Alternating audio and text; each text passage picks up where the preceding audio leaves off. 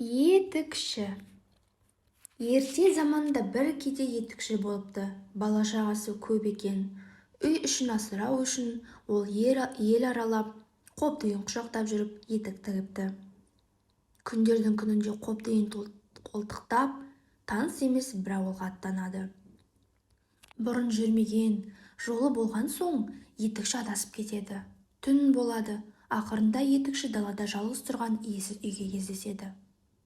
Иесіз қыстаудың ішіне кірген етікші пештің үстіне шығып, қобдиын басына төсеп жата кетеді. Бір уақытта салдыр-гүлдір еткен бір нәрсенің даусы шығады. Етікші есікке қараса, маңдайында жарқыраған жалғыз көзі бар бір еңгезердей дәу кіріп келе жатыр екен. Пеш үстінде жатқан қандай адам деп сұрайды дәу. Етікші: бұл етікші деп жауап береді. Бізге керек шебер етікшімісің дейді. Сонан соң дәу бұйырып: кәне бері кел, шебер, мына үйге кір. Егер ертеңге дейін бір керемет етік тіксең, жаның аман қалады. Ал егер орындамасаң, басыңды аламын, дейді де етікшіні ішке кіргізеді. Дәудің өзі есіктің алдына жатып ұйқыға кіріседі. Етікші ішінен: енді өмірім жойылды. Өліп кетсем, бала-шағамды кім асырар екен деп үрейленеді. Амалы таусылғанша етікші таң атқанша отырып ғажайып етік тігеді. Етіктің сыртқы көрінісінің басқа етіктерден айырмашылығы ұшы тіп-тік сүйір, жоғары көтеріліп тұрады.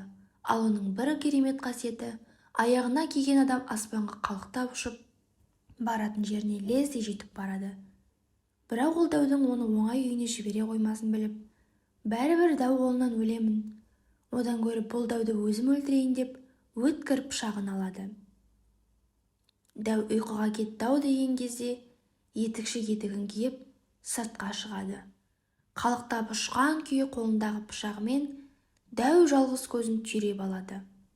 Дәу бақырып: ер болсаң екі соқ, дейді. Етікші: бірде жетер деп дәудің үстінен ұшып өтеді.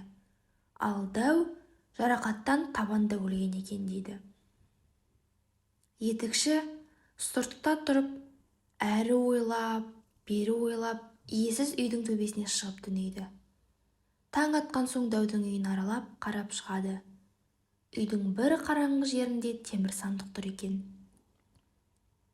Етікші темір сандықты әзер дегенде ашады. Оның іші толған алтын күміс екен. Бұдан кейін етікші алтын мен күмісті керегінше алып, ғажайып етігін киіп, үйіне ұшып келеді.